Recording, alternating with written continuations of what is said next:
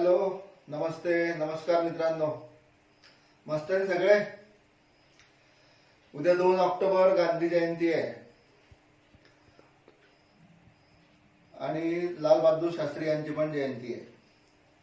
आपली जर शाळा सुरू असती तर आपण शाळेमध्ये मोठा कार्यक्रम केला असता. तुमची सगळ्यांचे भाषण झाले असते.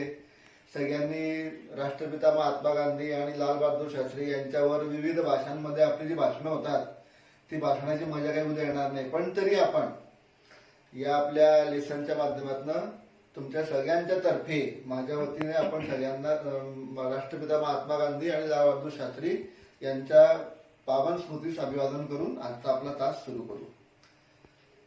त्याचबरोबर ऑक्टोबर महिना पण सुरू झालेला आहे आणि येत्या काही दिवसांमध्ये नवरात्र बसणार आहे, घटस्थापना होणार आहे. त्याचे पण वेध तुम्हाला लागले असतील.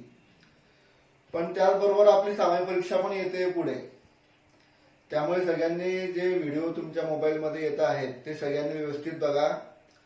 मोबाईलमध्ये व्हिडिओ बघताना इकडे तिकडे बघू नका. आजचा आपण आपला लेसन सुरू करत आहोत. सगळ्यांना पुन्हा एकदा 2 ऑक्टोबर महात्मा गांधी आणि लाल बहादूर शास्त्री यांच्या जयंतीनिमित्त पुन्हा एकदा हार्दिक शुभेच्छा. येत्या नवरात्रीसाठी पण तुम्हाला हार्दिक शुभेच्छा. जास्त बाहेर फिरू नका, रोज खेळा, व्यायाम करा, पण कामाशिवाय बाहेर पडू नका. बाहेर पडलेच तर तोंडाला मास्क लावायला विसरायचं नाही, हे लक्षात ठेवा कायमस्वरूपी. Okay, now let's start. Now page number 21, पान नंबर 21. देवरे सरांनी तुम्हाला मिस स्लिपरी कंप्लीट केलेला आहे. ओके, त्याच्या खाली बघा आता पान नंबर 21 पेज नंबर 21 वर इंग्लिश वर्कशॉप आहे. आता हे इंग्लिश वर्कशॉप अतिशय इम्पॉर्टंट आहे. हे बहुतेक ग्रामर बेस्ड वर्कशॉप आहे. हा लेसन बऱ्यापैकी मोठा होता, त्यामुळे त्याच्यामध्ये भाषेचे पण सौंदर्य अधिक आलेले आहेत. त्यामुळे आपल्याला भाषेचा पण अभ्यास या इंग्लिश वर्कशॉपच्या माध्यमातून करायचा आहे. So now let's start. English workshop, page number 21. Now listen carefully and look into your book. 2 different words are joined to form a new word with a new meaning. Such words are called compound words. Sometimes there is a hyphen between compound words. Listen again. 2 different words are joined. 2 different words are joined. म्हणजे 2 वेगवेगळे शब्द जेव्हा एकत्र होतात त्यावेळेस काय होतं, to form a new word.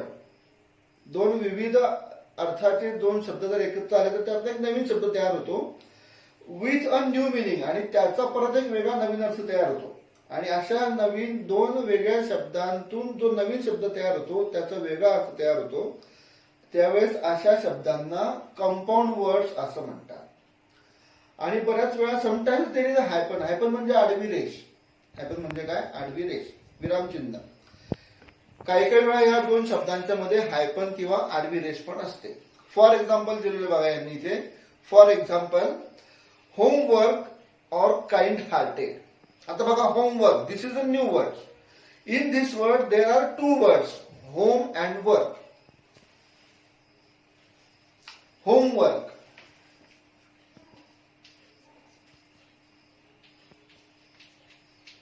In this word, there are 2 words. Number 1, home, and number 2, work. आता इथे होमचा अर्थ वेगळा होतो. होमचा अर्थ काय होतो? घर किंवा आपलं घर. आणि वर्क म्हणजे काम. अशा 2 वेगळ्या शब्दांचा अर्थ काय झालेला, 2 वेगळ्या शब्दांचा एक नवीन शब्द तयार झालेला आहे, होमवर्क. ज्याला आपण गृहपाठ म्हणतो, घरी करण्याचं काम, गृहपाठ. अशा प्रकारचा आहे 2 शब्दांच्या मधून एक वेगळा नवीन शब्द तयार झाला आणि त्याचा अर्थ पण वेगळा होतो. पुढचा शब्द आहे काइंड हार्टेड, म्हणजे दयाळू. काइंड हार्टेड, काइंड म्हणजे दयाळू. Kind hearted.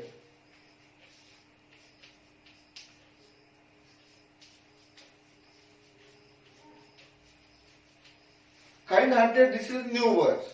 But in this new word there are 2 words. Number 1, kind, आणि नंबर 2, हार्ट.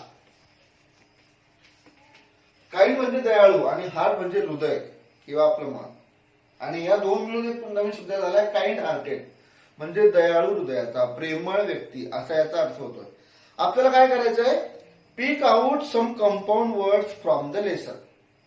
आपल्याला ह्या संपूर्ण स्लिपरी या लेसन मधून आपल्याला अशा प्रकारचे कंपाऊंड वर्ड्स शोधून काढायचे आहे. तुम्ही एक महत्वाची गोष्ट लक्षात घ्या मित्रांनो, सगळ्यांनी जेव्हा जेव्हा तुम्हाला शाळेत किंवा वर्गात किंवा अशा ऑनलाईनचं शिक्षण मिळतं तेव्हा तुम्हाला जे शिकवलं जाईल ते रोज तुम्ही व्यवस्थित वाचत जा. आता हा जर लेसन तुम्ही जर 1-2 वेळा वाचला तर तुम्हाला ह्या सगळ्या वर्कशॉपची उत्तरे पुस्तकातच मिळतील. कारण आपली संपूर्ण जो क्वेश्चन पेपर आहे, संपूर्ण जो आपला टर्म एंड एक्झामचा जो सामायिक परीक्षेचा जो पेपर सेट होतो तो सगळ्या ह्या पुस्तकांवर आधारित पेपर सेट होतो. त्यामुळे जर तुम्ही हे पुस्तक वाचून जर पुस्तकाच्या खालच्या एक्सरसाइजेस सोडवल्या तर तुम्हाला कुठल्याही प्रकारचा अभ्यासाचं ओझं वाटणार नाही, तुम्हाला अतिशय सोपं वाटेल.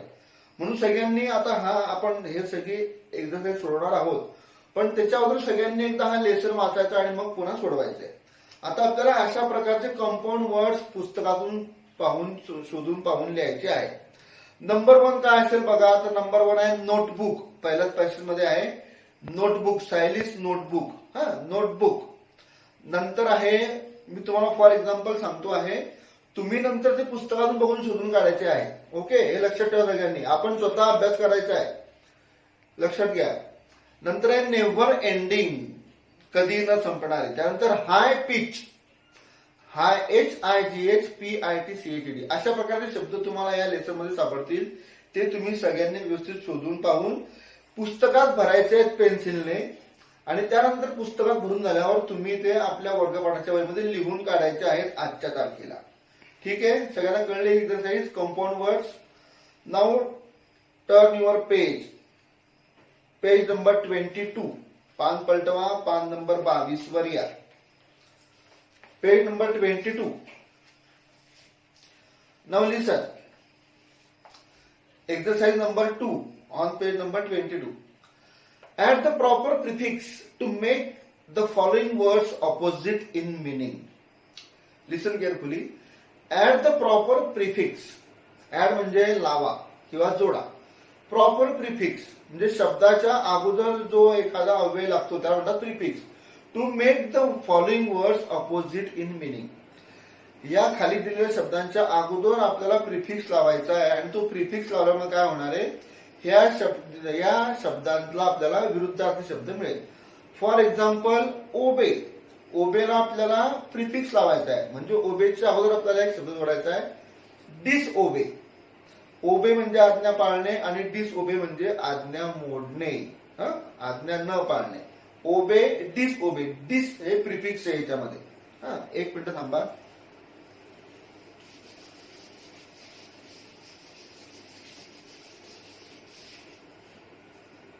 प्रिफिक्स.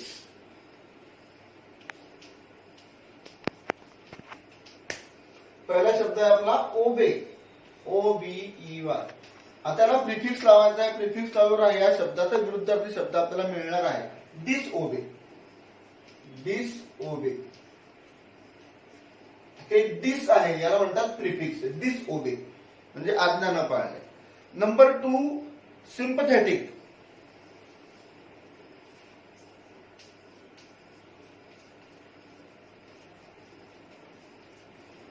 सिंपथेटिक याला पण डिस लावायचा आहे. सिंपथेटिकच्या अगोदर डिस लावायचा आहे. डिस सिंपथेटिक किंवा अनसिंपथेटिक. आपण इथे लावू अनसिंपथेटिक. UNSYMPATHETIC. अनसिंपथेटिक. अन लावायचा अगोदर SYMPATHETIC. अनसिंपथेटिक. अशा प्रकारचा आपल्याला प्रिफिक्स या 5 शब्दांना लावायचे आहेत आणि ती एक्सरसाइज तुम्ही पूर्ण करायची आहे. परीक्षेमध्ये असा एका मार्कासाठी तुम्हाला हा प्रश्न येऊ शकतो. आता एक्सरसाइज 2A मधलं बी बघा. Add suffix to convert the following words to adjective form. Add suffix. Suffix म्हणजे काय, तर शब्दाच्या पुढे जे काही अव्यय लागतात त्याला सफिक्स म्हणतात. Add suffix. शब्दाच्या पुढे अव्यय लावायचा आहे to convert the following words. शब्द लावून सफिक्स लावून त्या शब्दांचं कन्व्हर्शन कशात करायचं आहे, to the adjective form. Adjective म्हणजे काय, ऍडजेक्टिव्ह म्हणजे विशेषण. ऍडजेक्टिव्ह फॉर्म मध्ये सफिक्स लावून त्यांचं आपल्याला कन्व्हर्जन करायचं आहे.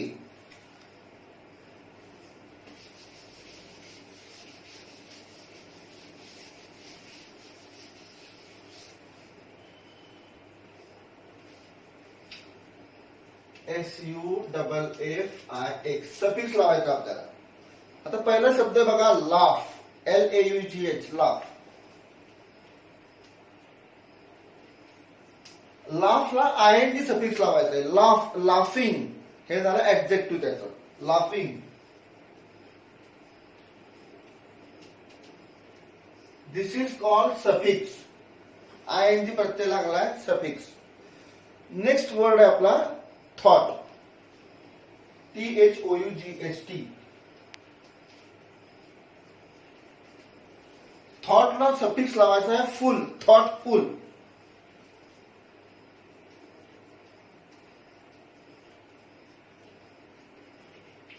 अशा प्रकारचे सफिक्स आपल्याला ऍड करायचे आहेत. याच्यामध्ये जे तुम्हाला येऊ न शकणारे शब्द असे आहेत फॉरगेट. फॉरगेटचा आपण फॉरगेटफुल किंवा फॉरगेटेबल असा आपण त्याला सफिक्स लावू शकतो. त्यानंतर मूव, MOV बघा खाली, MOVE मूव. मूवचा आपण मुव्हिंग किंवा मुव्हेबल असं पण करू शकतो. मूवच्या समोर दिसतं बघा टियर, TEAR टियर. टियरचं टियरेबल किंवा टेरिंग असं पण आपण करू शकतो. Punish, punishable. या पद्धतीने आपण या संपूर्ण शब्दांना सफिक्स लावून त्याचं रूपांतर आपण ऍडजेक्टिव्ह फॉर्म मध्ये केलेलं आहे. हे तुम्ही वहीमध्ये सोडवायचं आहे. ठीक आहे. आता एक्सरसाइज नंबर 3, तिसरी एक्सरसाइज बघा. आता हे सगळे शब्द तुम्हाला पुस्तकात शिकवताना आलेले आहेत. I will read this exercise number 3. Find words or expressions from the story which are similar in meaning to. Find words or expression. अकरा शब्द किंवा फ्रेजेस किंवा आपल्याला शब्द शोधायचे कसले फ्रॉम द स्टोरी. आपल्या ज्या स्लीपरीचा जो आपले लेसन आहे त्यातनं काही शब्द शोधायचे which are similar in meaning to, म्हणजे ज्या समानार्थी शब्द शोधायचे आहे. Very expensive,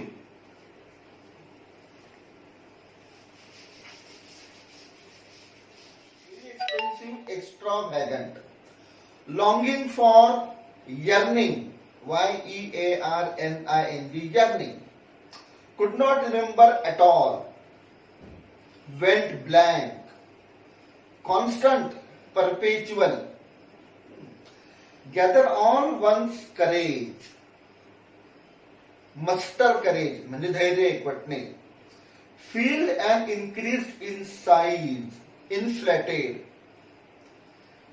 Penning badly, smarting.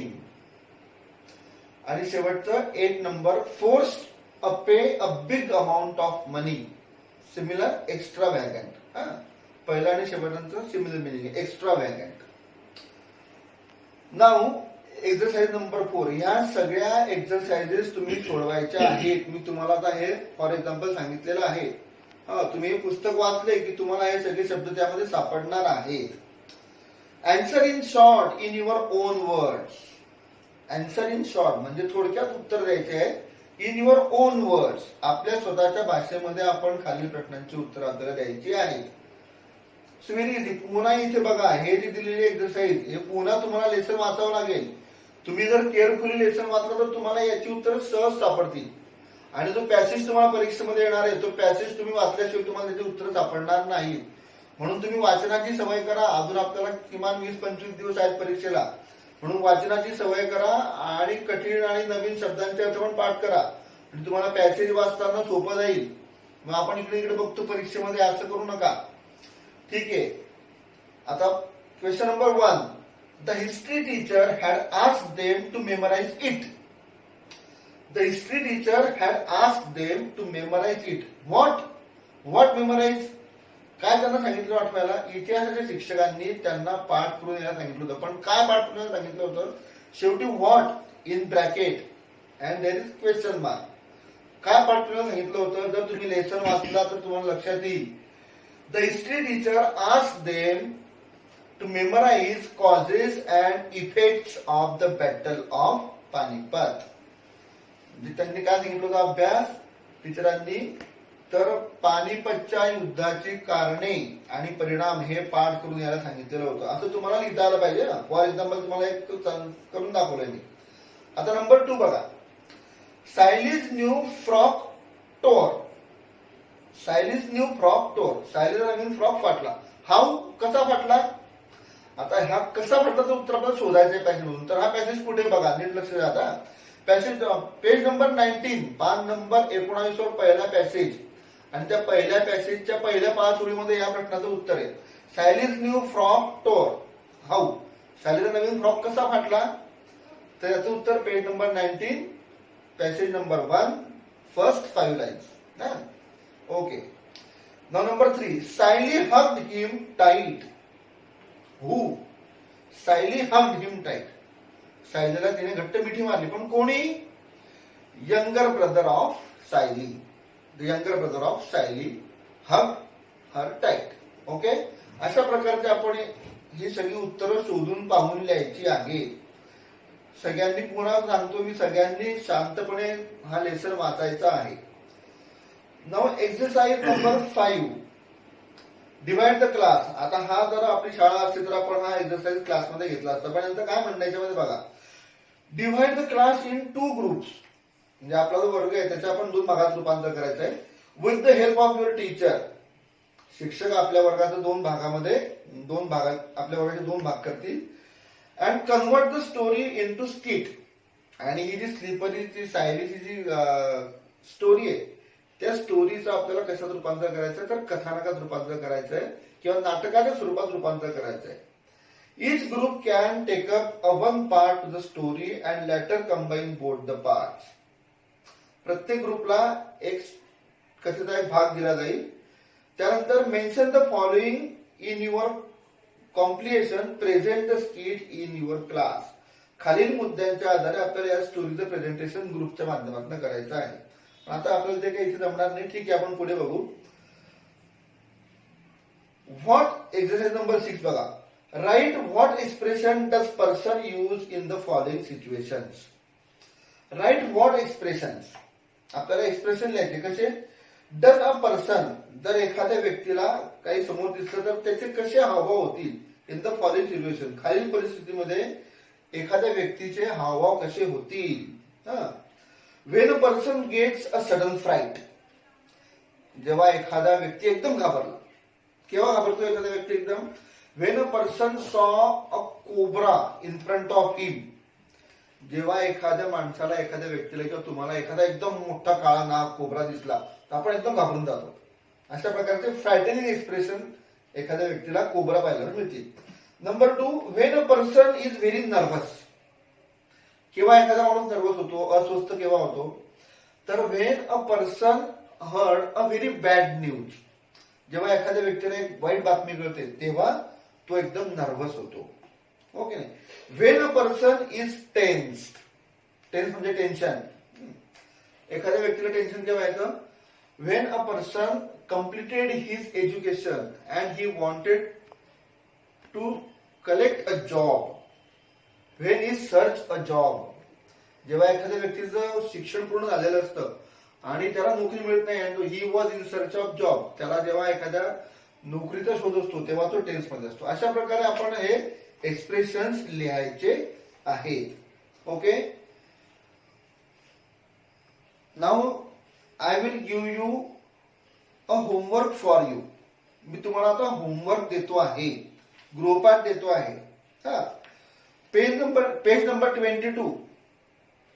Page number 22, exercise number 2, A and B. पान नंबर 22 वरची 2 नंबरची एक्सरसाइज ए आणि B. Add the proper prefix to make the following words opposite in meaning.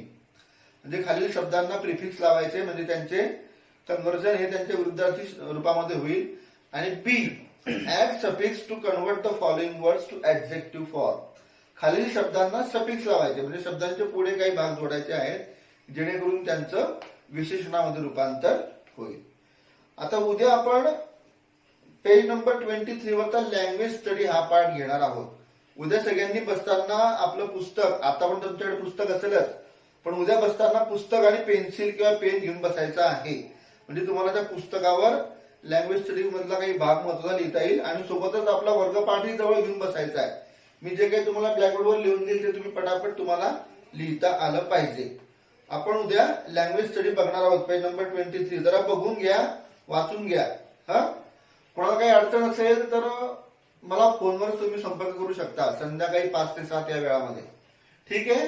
काही अडचण असेल तर मला बिनधास्त तुम्ही फोन करून प्रश्न विचारू शकता, किंवा काही अडचण असेल तर मला तुम्ही केव्हाही विचारू शकता. Okay, bye, have a nice day.